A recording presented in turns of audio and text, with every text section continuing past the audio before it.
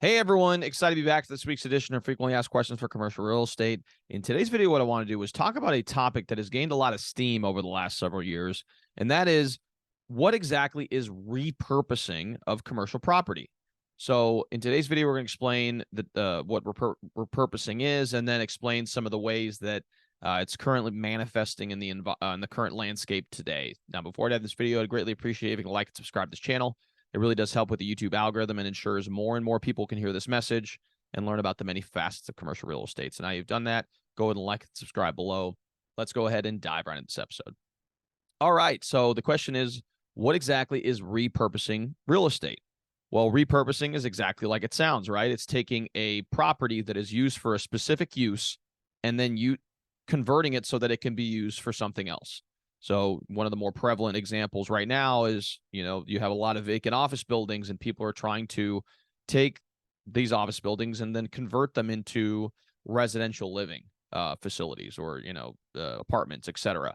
So again, you're changing one use, which in this case would be office, into a residential use. So that's a repurposing of existing property. And you can do this with a variety of different properties. Some retail properties can be converted into industrial uses if they in fact support the right, if they're in the right area for it, and maybe the major arteries are already close by that allow for easy in and out as far as trucks are concerned. So there's different ways that you can repurpose real estate to essentially make it into a more functional use for whatever it is at that current time. So some of the examples, as I mentioned, that are currently happening in the commercial real estate landscape that I've seen is, number one, as I mentioned before, office being repurposed into something else. Obviously, the hot topic is residential living. We've got many downtown areas around the country that have vacant office property or heavily vacant office property. And so one of the thoughts is if we can convert those into residential units such as apartments or maybe even hospitality like hotels, it could be beneficial as far as economic activity. Now, the main challenge when it comes to office properties being converted into residential uses is that the structure of the property, whether that's the main column going through the office, the HVAC's not properly set up to be able to support additional dwelling units on site. The plumbing is not fitted in that manner either. So from a capital investment standpoint, these conversions cost a significant amount of money. And a lot of times it just doesn't make sense from an economic standpoint to really convert a property into, residential living units. So there's only a small percentage of all the available stock available in the marketplace that can be in fact converted into these uses. And so of those small percentage of buildings that are being utilized for office currently that could potentially be converted into residential living, most of the time what's going to end up happening is you're going to require public-private partnerships to incentivize developers to do these conversions because of the cost associated with actually doing them. So that's number one, is you're starting to see many cities around the country look into this is an option, converting these office structures that are, again, 50% vacant or significantly vacant and converting them into residential uses. So that's number one. Number two, and this is one that I've seen a lot of recently, and it's been pretty actually beneficial for those owners of these properties, and that is bank branch conversion. So many of these bank branches historically have been in well-trafficked areas, great visibility, and many of these bank branches also have drive-through capabilities. And so what you're starting to see is a lot of these quick service restaurant brands and other retailers that value visibility, easy access, and drive-throughs are starting to take over these bank branches and essentially repurpose them for a retail or restaurant use. You're seeing this all across the country. I currently actually have a listing where where we have a former bank branch that is perfectly suited, or it can be converted into a retail and restaurant use, and that's kind of the tenant base we're targeting. And so I think this is a trend that's going to continue.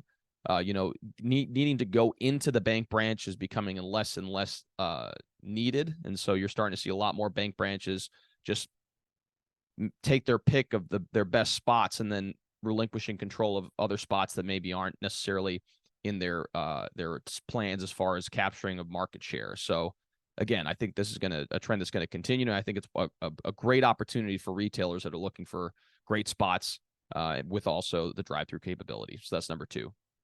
And then number three, one of the trends that a lot of metro areas are seeing is that you're seeing a lot of these power centers or these large malls starting to go the way of the dinosaur. You're starting to see a lot of these big box retailers vacate the properties, and vacancy continues to increase. And when vacancy increases, it becomes very difficult for these owners to be able to maintain and operate the center efficiently, and therefore more deferred maintenance comes into play and causing more tenants to want to vacate as well. And so you have instances around the country where you have these massive centers that are either have very few tenants or sometimes they're completely dark. But they're located in phenomenal areas, right? Because usually they're located along high traffic roadways. That maybe they're close to highways, rivers, whatever that is, and so they can make phenomenal opportunities for individuals that want to operate a logistics company or maybe become like a logistics park. And so in some of these metro areas, you're starting to see people either repurposing the buildings to be more of like a flex environment. Again, taking some of these big boxes and converting them into warehousing space for either storage or, again, renting them out to companies to be able to move in and move out product. Along with that, you're seeing some developers just scrapping the entire building and then repurposing the site for maybe a mix of multifamily uses. Maybe they recreate, siloed outlot buildings for quick service restaurant concepts. Maybe they're incorporating hotel uses on site. Again, a lot of these sites are in phenomenal locations. So there's a variety of different ways that you can approach the process of repurposing these sites because of the fact they already have inherent characteristics that make them attractive. And so those are some of the ways that people are repurposing those types of properties to make sure that they actually add value to the community at large. And so those are 3 ways that people are repurposing property in the current landscape. I'm sure there's a lot more ways that's actually happening. I'd love to hear your feedback in the comments. If you guys gained value from this video, I'd greatly appreciate it if you can like and subscribe. It really does make a difference in our ability to reach a broader audience. Along with that, if you want to are you looking for property in the Louisville metro area and surrounding areas that potentially can be repurposed, and you want to find someone who can help you identify those opportunities? Again, I'm a commercial real estate agent here in town. I'd love to be able to help you with that search. You can reach out to me at 502-536-7315, or you can reach me via email at raphael@crescentigroup.com.